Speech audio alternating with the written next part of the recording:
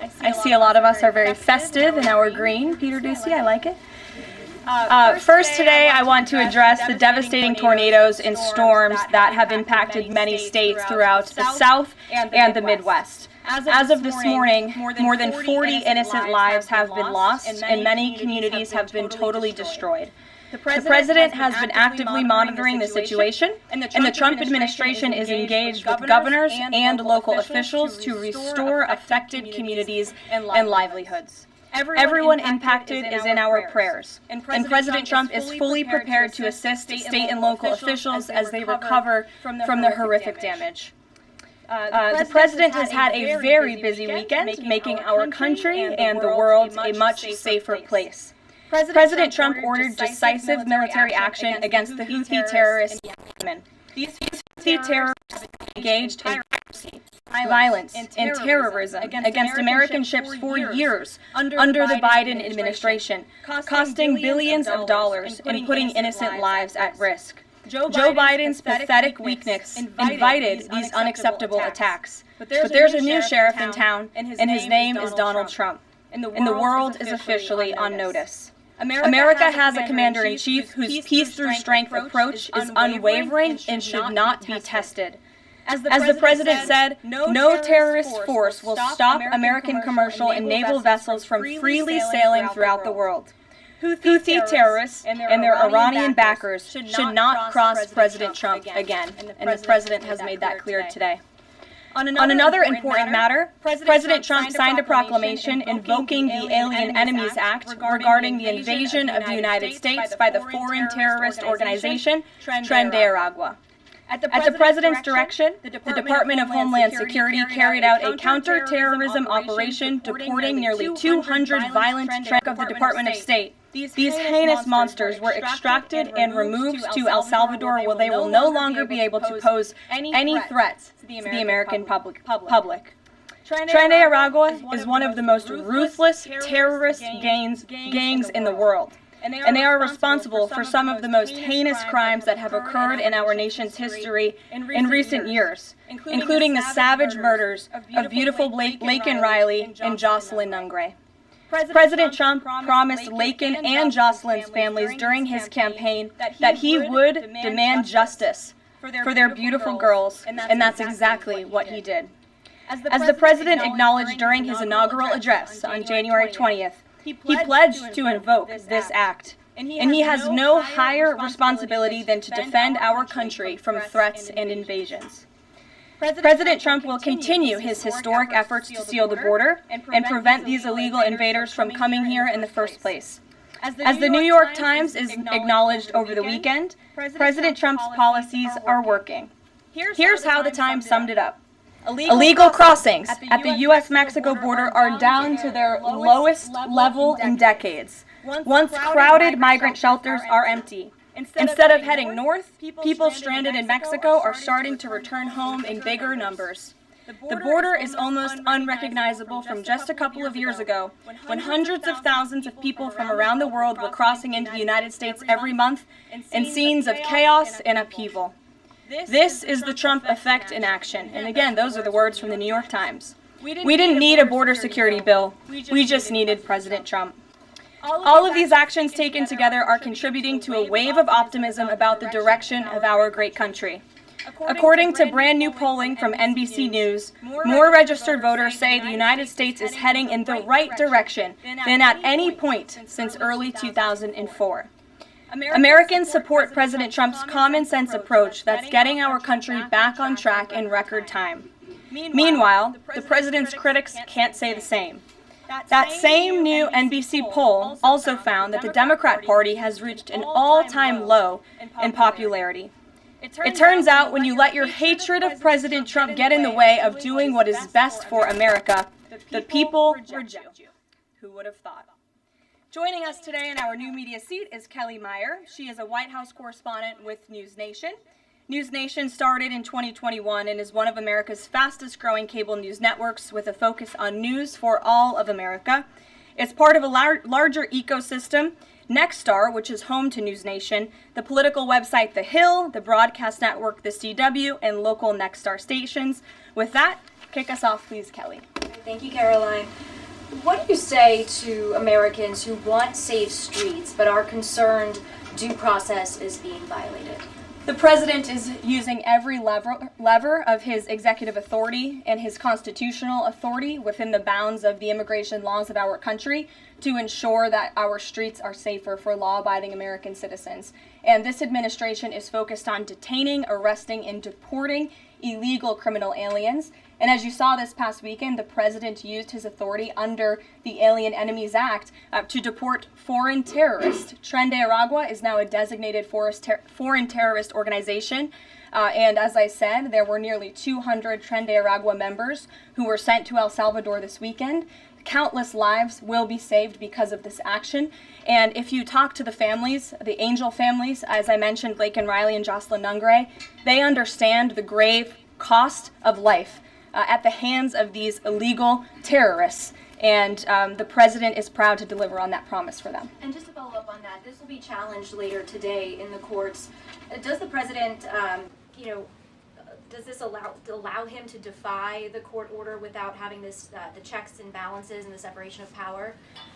No. In fact, this administration acted within the confines of the law, again, within the president's constitutional authority and under the authority granted to him under the Alien Enemies Act. We are quite confident in that, and we are wholly confident that we are going to win this case in court. Peter. Thank you, Karoline. If you guys can't send 200 Tren de Aragua terrorists at a time to El Salvador, where are you going to send them instead? It's a very good question. You'd have to ask the courts and the people on the left who are trying to fight this administration for doing the business that this president sought out to do, which is to deport these foreign terrorists. And we're very grateful to President Bukele and to El Salvador for accepting these heinous monsters where they will face justice. And if these guys are terrorists at war with the United States, is President Trump considering anything more lethal to address them than just sticking them on a plane somewhere else? Well, it sounded like you had a little bit of curiosity in the premise of your question, so I want to address it. These are designated foreign terrorists. The president signed a proclamation on February 20th, 2025, designating TDA as a foreign terrorist organization that was in consultation with the Attorney General and the Secretary of Treasury. That was pursuant to 8 U.S. Code 1189. The president has the right to do that. And I think nobody would argue that Tren de Aragua should be designated a foreign terrorist organization. If you want to have that argument, I'm happy to do it. These are heinous monsters, rapists, murderers, kidnappers, sexual assaulters, predators who have no right to be in this country, and they must be held accountable. And something different. There is now a member of the European Parliament from France who does not think the U.S. represents the values of the Statue of Liberty anymore. They want the Statue of Liberty back. So is President Trump going to send the Statue of Liberty back to France? Absolutely not. And my advice to that unnamed low-level French politician would be to remind them that it's only because of the United States of America that the French are not speaking German right now. So they should be very grateful to our great country. Kelly. Is the administration prepared to give the court what it wants in terms of the time of the flights that departed, that went to El Salvador, and some of those details that the judge is asking for in trying to determine the timing? Clearly, the 5 named individuals were not deported in compliance, but looking more broadly, wanting to know about the timing of flights and so forth, because the verbal order did say turn around the flights if there's an issue. So is the administration prepared to provide that information? I'm prepared to provide it right now. All of the planes that were subject to the written order, the judge's written order, took off before the order was entered in the courtroom on Saturday. And the administration will, of course, be happily answering all of those questions that the judge poses in court later today. And for people who have due process questions about making certain that there wasn't anyone who was swept up who did not meet the criteria that you laid out, is there a way for the administration to provide more detail about how that was determined, who the individuals were that met this deportation order. Yes, I can assure the American people that Customs and Border Patrol and ICE and the Department of Homeland Security are sure about the identities of the individuals who were on these planes and the threat that they pose to our homeland. They take this incredibly seriously. They are putting their lives on the line to deport these designated terrorists from our country, and they should be trusted to do that. And that's exactly what the American people elected this president to do. Thanks, Caroline. Just to follow up on that then, so you're saying definitively that the administration can prove everyone that was put on those flights to El Salvador was either a member of Tren de Aragua, MS-13, or some other entity? We've already provided the breakdown in the effort of transparency about the 261 illegal aliens who were deported. 137 of those were deported under the Alien Enemies Act. 101 of those were Venezuelans removed via Title VIII, which, as you know, are just regular immigration proceedings. And 23 of them were MS-13 Salvadorian gang members. There were also 2 MS-13 ringleaders as part of that group of 23 who President Bukele particularly expressed his gratitude for their return so he can demand justice in his home country. Jennifer. Just follow, what criteria, though, other than, say, tattoos or maybe being in the wrong place at the wrong time, are they using to determine that someone is actually a member of one of these organizations? Intelligence and the men and women on the ground in the interior of our country who are finally being allowed to do their jobs. Their hands were tied under the previous administration, and as I said, they take their jobs very seriously. They should be trusted and respected by the American public with this operation, and of course, as I said to Kelly, the administration will provide all details to the questions that the court poses. Jennifer. One more follow-up on that. Can you say how much the U.S. is paying El Salvador to imprison these Venezuelans? And then a different question on Russia. I was wondering if you could give us an update on the ceasefire negotiations, and is there anything you can share on the list that Putin passed along to President Trump for the things he's requesting? Sure. To your first question, it was approximately $6 million to El Salvador for the detention of these foreign terrorists. And I would point out that is pennies on the dollar in comparison to the cost of life and the cost it would impose on the American taxpayer to house these terrorists in maximum security prisons here in the United States of America. And I would echo the message of our Secretary of State, Marco Rubio, who expressed his gratitude to President Bukele and El Salvador's government for their cooperation in this deal. As for Russia, as you know, the president announced last night on Air Force One on his return from his very busy weekend in Florida that he will be speaking to President Putin tomorrow. I won't get ahead of those negotiations, but I can say we are on the 10th yard line of peace, and we've never been closer to a peace deal than we are in this moment. And the president, as you know, is determined to get one done. Caroline? Sure, Caitlin. I have 2 questions for you. One on the flights, but first on the president's post overnight, saying that the pardons that were issued by President Biden preemptively to members of the January 6th committee, that they're now null and void. Have attorneys here at the White House told President Trump that he has the legal authority to undo a pardon simply because it was signed by auto pen, as he said? The president was begging the question that I think a lot of journalists in this room should be asking about whether or not the former president of the United States, who I think we can all finally agree was cognitively impaired. I know it took people some time to finally admit that, but we all know that to be true, as evidenced by his disastrous debate performance against President Trump during the campaign. I digress on that. But the president was raising the point that did the president even know about these pardons?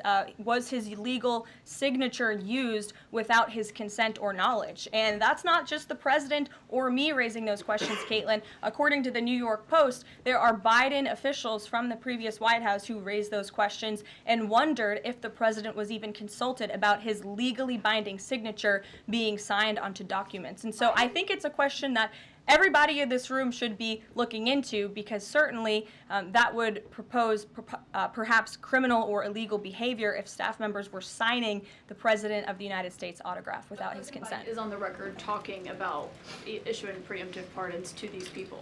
But was he aware of his signature being used on every single pardon? That's a question you should ask the Biden White House. Is there any evidence on that he wasn't aware of it? You're a reporter. You should find out. Okay, on Sean. the flights, so I have a question on the timeline of the flights. You keep talking about the judge's written order, which hit the docket Saturday night at about 7:26 p.m.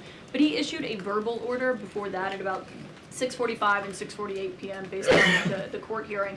A verbal order from the bench. Does the White House feel the need to comply with a verbal order from this judge? Again, as I said, all of the planes subject to the written order of this judge departed U.S. soil, U.S. territory before the judge's written order. But what about the verbal order, which of course carries the same legal weight as a written order, and said for the planes to turn around if they were Well, in the air? there's actually questions about whether a verbal order carries the same weight as a legal order, as a written order, and our lawyers are determined to ask and answer those questions in court. Sean. Hey, so on Friday, the president suggested at length that it should be illegal to criticize judges, but he has repeatedly criticized judges who rule against him, and Elon Musk is calling for impeachment of judges who have opposed the administration. So how are those two things not in conflict? I have not heard the president talk about impeaching judges. I know you mentioned Mr. Musk's tweet, but I have not heard the president of the United States ask that. Mary.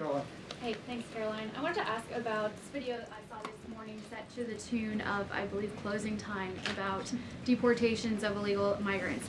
What's the strategy behind the White House's videos they've been putting out on this, and can you kind of talk us through the thinking on these videos? Sure. I think the White House and our entire government clearly is leaning into the message of this president. And we are unafraid to double down and to take responsibility and ownership of the serious decisions that are being made.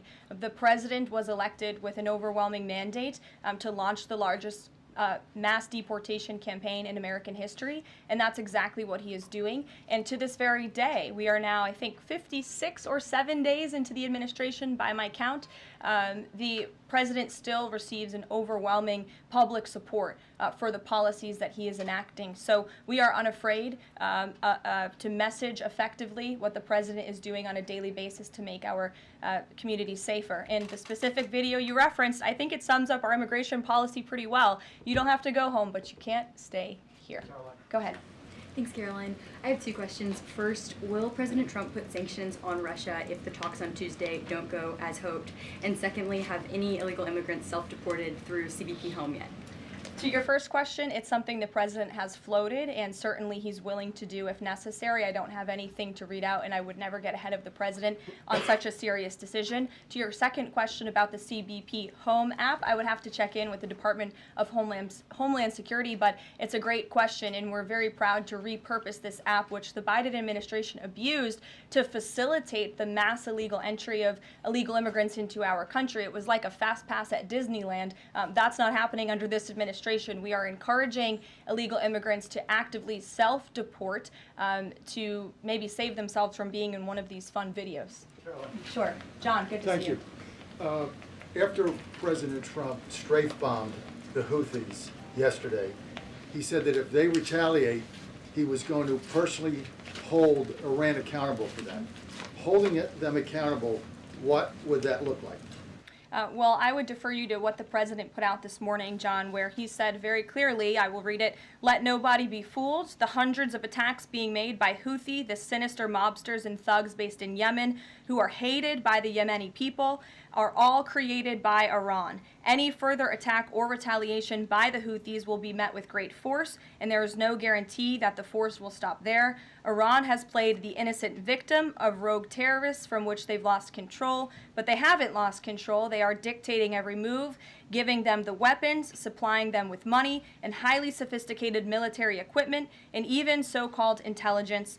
Every shot fired by the Houthis will be looked upon from this point forward as being a shot fired from the weapons and leadership of Iran. And Iran will be held responsible and suffer the consequences, and those consequences will be dire." That is a statement from the President of the United States just moments ago. I have nothing additional to share, but our message to Iran is you better take this president seriously, and I think the Houthis learned that the hard way this past weekend. As I said in my opening remarks, there's a new sheriff in town, and this president is not just going to sit on his hands and allow terrorists to launch attacks on commercial vessels and U.S. naval ships. Those actions will not be tolerated.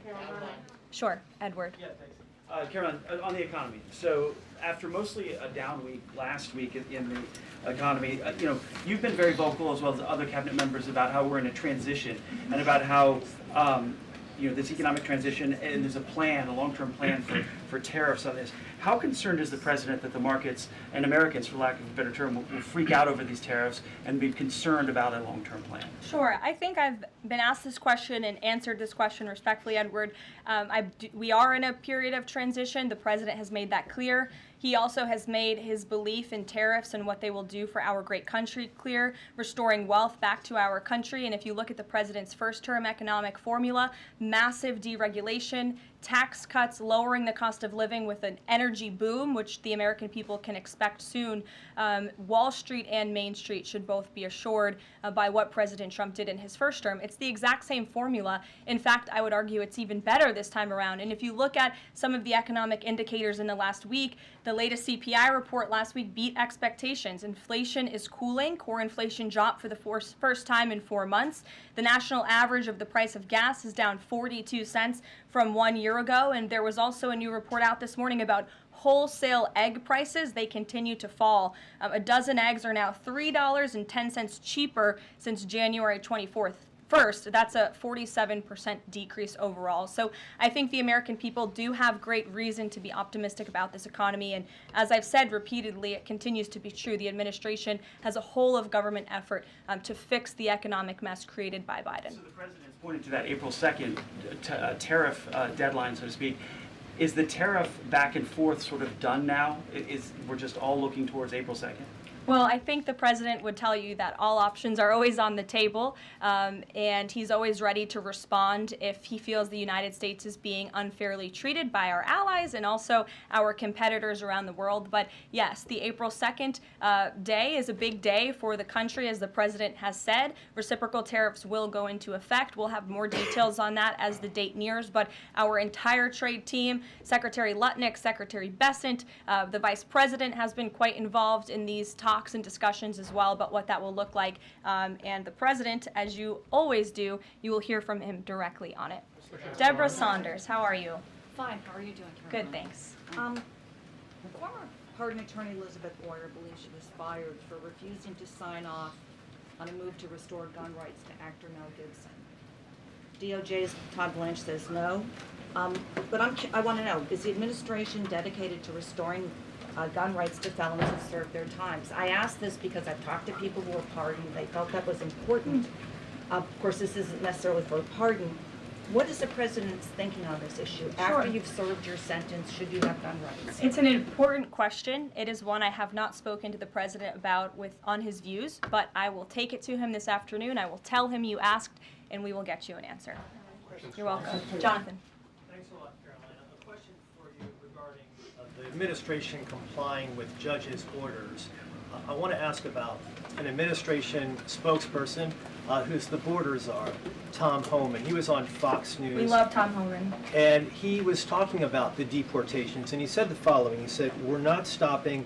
I don't care what the judges think," which seems to me, just reading that, that you don't care what orders come from the federal bench. Is that the case? Can you clarify that, please? Well, I think since you just quoted Tom, I'll quote Tom. He said, "I don't care what the judges think, but I can assure you that the administration is complying with the court order. And as I've said repeatedly from this podium, all of the flights that were subject to the judge's written order departed before the written order, and we are prepared to make that case in court later this afternoon." And then if I could, on Russia, the president, as you pointed out, Caroline, made some remarks on Air Force One coming back from Florida, and he seemed to indicate that the conversation tomorrow concerns essentially dividing up assets, dividing up territory associated with the war in Ukraine.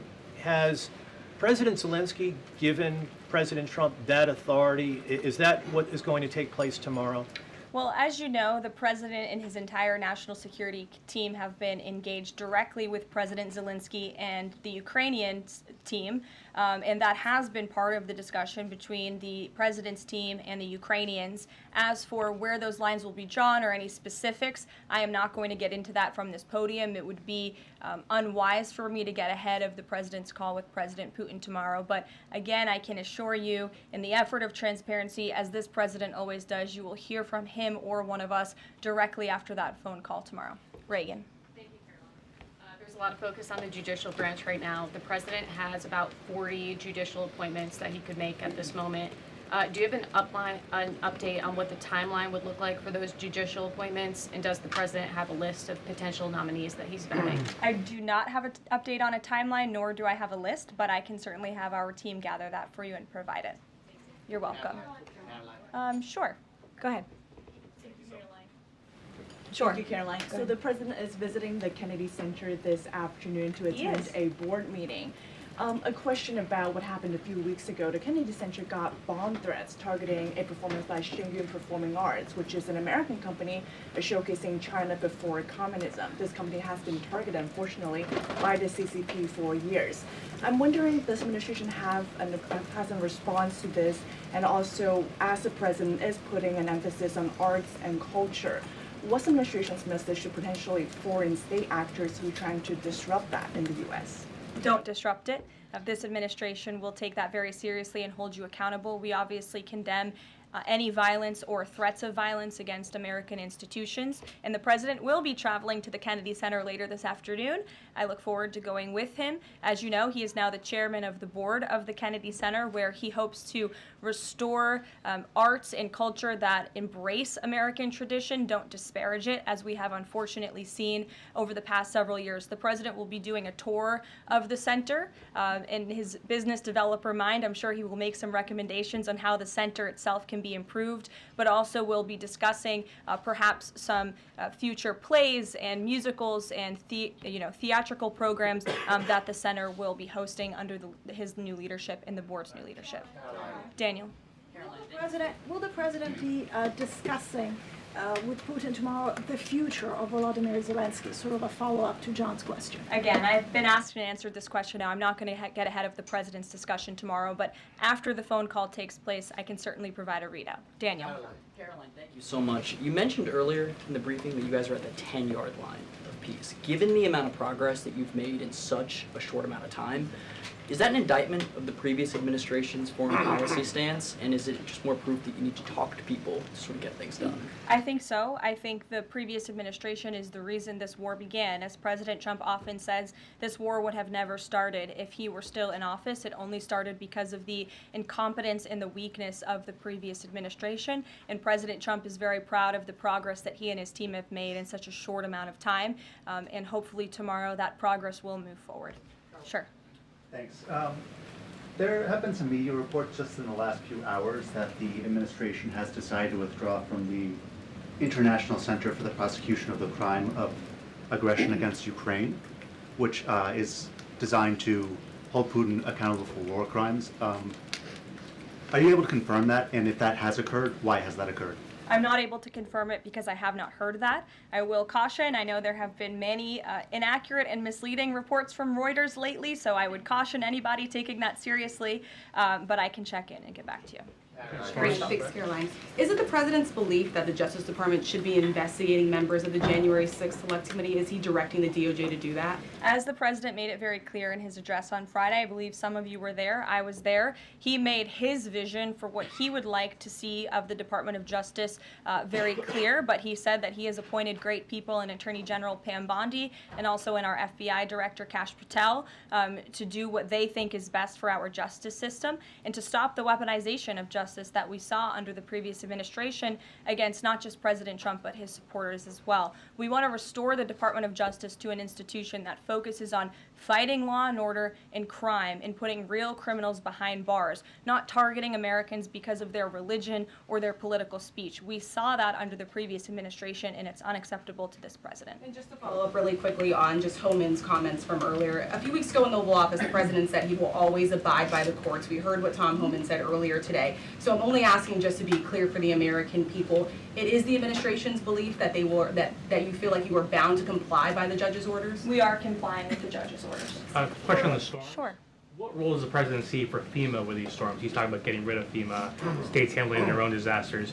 Does he plan to change how the federal government responds to these storms? There hasn't been a change yet. That doesn't mean there couldn't be in the future. But as of right now, the president, the entire administration are actively monitoring the storms, as I said. In fact, before I came down here, there was an email note in my inbox from the Department of Homeland Security on what they are actually doing state by state across the board. So rest assured, Secretary Noem and her team is on it, and I would defer you to the Department of Homeland Security for any further details. One more question. The president referenced power plants with a conversation with Vladimir Putin. What is he referring to with power plants? What is that? There's a power plant that is on the border of Russia and Ukraine that was up for discussion with the Ukrainians, and he will address it in his call with Putin tomorrow. The nuclear plant. Correct. Okay. Yes. Do you have a question? Yes. Okay. I wanted to ask you if you would be releasing more granular data about the people who were sent to El Salvador this week. Particularly, will you be releasing their names?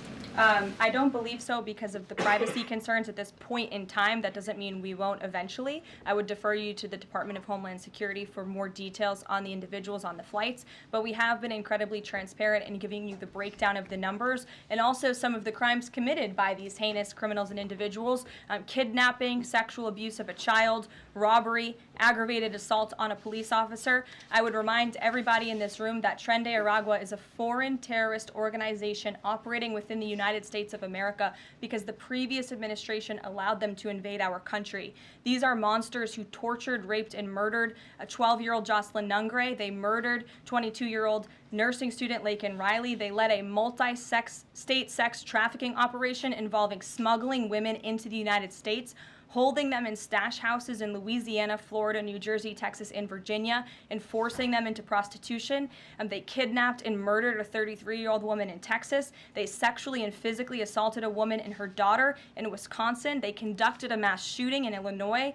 They peddled untraceable ghost guns across New York City, took over an Aurora, Colorado apartment complex where they kidnapped and tortured victims. And by the way, many of you in the mainstream media said that didn't happen. It turned out that it did. And because of the effective immigration policies of this administration, those foreign terrorists were detained and they are no longer operating on American soil, and we have President Trump to thank for that. We'll see you guys later at the Kennedy Center. Thanks so much. Thanks, Karoline.